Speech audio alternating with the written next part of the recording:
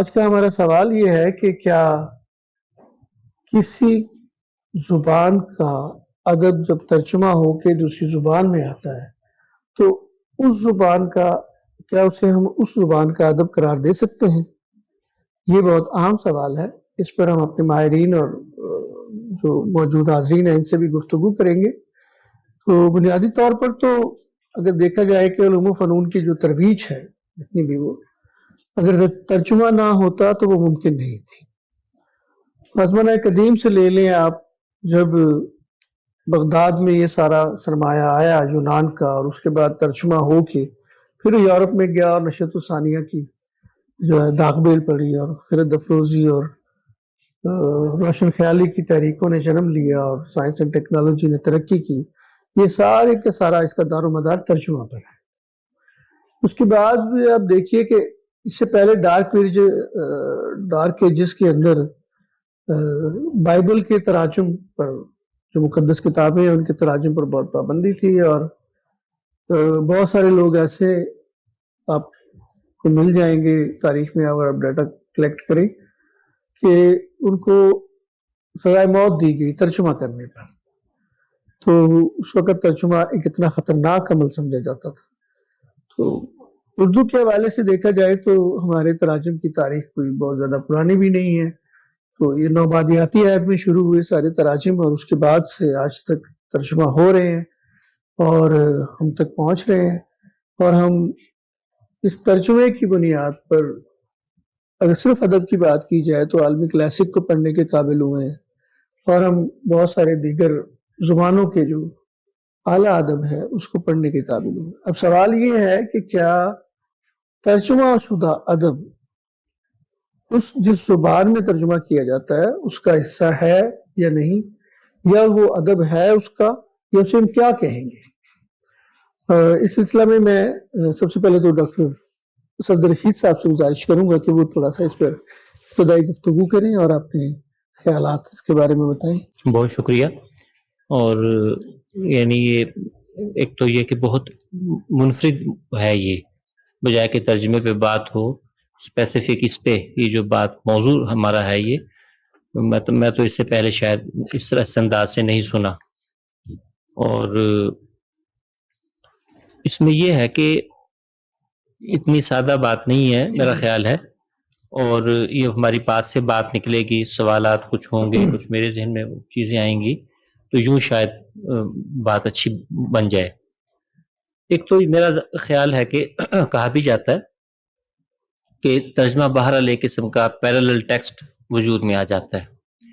ترجمہ ہوتا ہے یقیناً وہ اچھا، ہم میرے ذہن میں ادب ہی رہے گا. ٹھیک ہے جی، ہم جب بات کر رہے ہیں تو میں ادب ہی کو ذہن میں رکھ کے بات جی کروں بالکل، گا. ہم ادب کے دائرے جی میں ادب رہیں کے گے دائرے میں ترجمے کی. جی ہاں، تو اس میں ظاہر ہے کہ یا ہمارا فکشن آئے گا یا شاعری سمجھ لیں.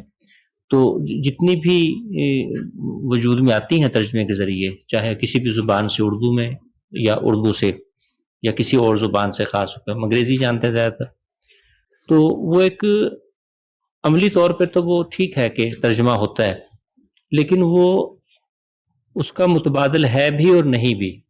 جیسے میں نے کہا نا کہ سادہ بات نہیں ہے وہ.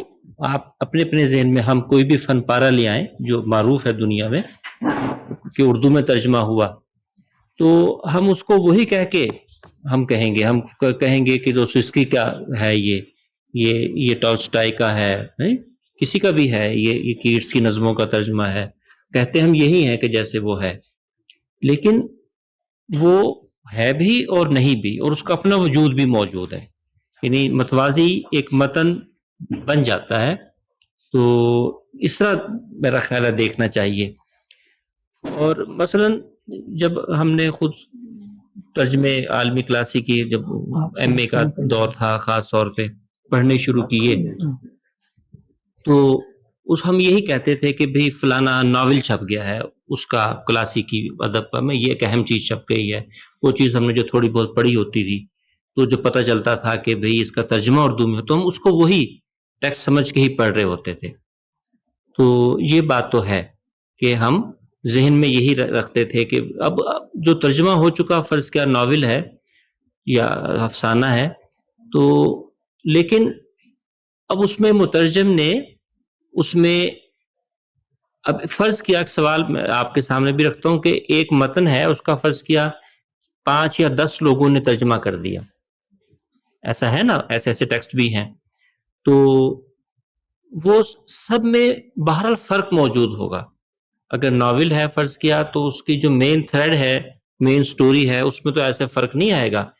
لیکن کیا ناول میں فرض کیا صرف کہانی ہوتی ہے؟ ایسا تو نہیں ہے. کہانی تو اس کی ایک بالکل سامنے کی چیز ہے، پلاٹ جس کو ہم کہہ لیتے ہیں، وہ تو ہمیں پتہ ہے، نہ کریکٹر کے نام بدلیں گے نہ بدلے گا، یہ کوئی مسئلہ نہیں ہے. یہ بہت ڈیلیکیٹ چیز ہے.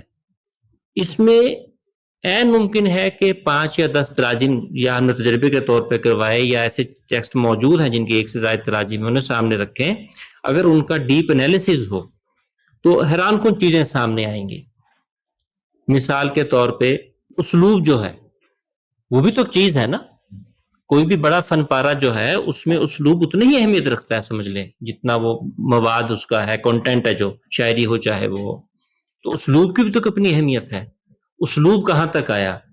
کیا اس میں اسلوب بھی ٹرانسفر ہوا ترجمے میں؟ جو کہ ادب میں ہم سمجھتے ہیں شاعری میں تو ناممکن ہی بات ہے، اور اس میں کسی حد تک تھوڑا بہت ہم خیال رکھ سکتے ہیں. وہ جو تھوڑا بہت بھی خیال رکھنے سے کس حد تک آیا ہماری زبان میں، ہماری زبان اور اس جو ٹیکسٹ تھی اس کی زبانوں میں کتنا فرق ہے کہ وہ چیز آ ہی نہیں سکتی. کلچر ڈیفرنسز ہیں، سارا کچھ. چلیے یہ بھی قابل قبول ہے کہ یہ سب چیزیں ہم قاری کو پہلے سے علم ہوتا ہے کہ بھائی یہ کلچر بھی مختلف ہے، ٹیکسٹ بھی مختلف ہے، دور بھی مختلف ہے، اور پلاٹ اس کا ہو گیا.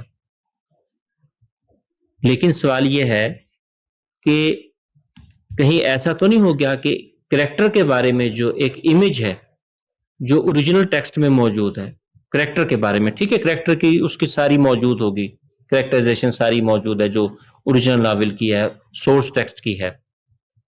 تو ٹارگٹ ٹیکسٹ میں یعنی مترجمہ متن میں ایک کریکٹر کے بارے میں تاثر قائم تھا. ہر بات لفظوں میں نہیں آیا کرتی، بہت سی چیزیں ہوتی ہیں جو ان بٹوین لائنز ہوتی ہیں. رائٹر کے ذہن میں ہے کہ ایک خاص طرح کا امیج کسی کریکٹر کے بارے میں دینا چاہتا ہے، مترجم کو ممکن ہے پتہ ہی نہ چلے اس بات کا، یا الٹ بھی کر لے، یہ بھی ہو سکتا ہے. یہ بہت نازک معاملہ ہے. یعنی اس انداز سے آج متون کو دیکھنے کی ضرورت ہے. اس پہ میں نے کچھ عرصہ پہلے ایک آرٹیکل لکھا تھا، اور مجھے لگتا ہے کہ شاید وہ پہلا آرٹیکل تھا اردو میں. تو اچھا، انگریزی میں بھی یہ چیز جو ہے ابھی زیادہ نہیں آئی. 20-25 سال سے ڈسپلن قائم کہہ لو کی بات ہونی شروع ہوئی ہے، ٹرانسلیشن کرٹیسزم. ٹھیک ہے، اس پہ چند کتابیں آئی ہیں ابھی. یعنی پہلی کتاب بھی کوئی 2000 کے آس پاس ہے، جرمن سے اردو میں انگلش میں ترجمہ ہوئی.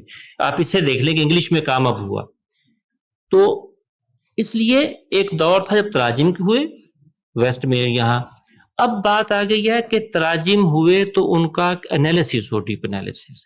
یہ جو آج کا سوال ہے یہ اس سے بھی متعلق ہے. اس لیے مجھے خوشی ہو رہی ہے کہ ہم آج محض ترجمے کی افادیت پہ، ترجمے کی تاریخ پہ بات نہیں کر رہے، بلکہ اس انداز سے بھی سوال کر رہے ہیں جو یابی سیال صاحب نے موضوع رکھا ہے. تو اس انداز سے ابھی میں صرف ایک بات آپ کو کہی ہے، میرا خیال ہے کہ یہ تھاٹ پرووکنگ ہوگی کہ مترجم جو ہے وہ کس حد تک خیال رکھ سکتا ہے کہ کریکٹرائزیشن جو ہے، حتیٰ کہ پلاٹ کے بارے میں، اس کے تھیمز کے بارے میں جو وہ کہنا چاہ رہا ہے، ممکن ہے مترجم اس کو الٹ ہی ہمارے ذہن میں تاثر ہو. تاثر بھی تو ایک بہت اہم چیز ہے نا، صرف پلاٹ اہم نہیں ہے. فرض کہ اس کی بات کریں تو شاعری کی تو بات ہی چھوڑ دینا، وہ تو پتہ نہیں کیا کچھ سے کچھ. مثال کے طور پہ عمر خیام کا ترجمہ فٹز جیرلڈ نے کیا، ایسا ہی ہے نا، سب سے پہلے پراپر جو یورپ میں مقبول ہوا، اور یورپ میں اس کی تعارف کا بھی مقبولیت کا باعث بنا جو آج تک ہے. کتنی کنی آتی تھی، عربی فارسی بھی، ٹھیک ہے، فٹز جیرلڈ کو، اور ترجمہ وہ بالکل مختلف چیز ہے. وہ تو بعد میں لوگوں نے انالیسس کی ہے نا، وہ بالکل پیرلل ٹیکسٹ ہے، لیکن باہر اس کی اپنی افادیت ہے.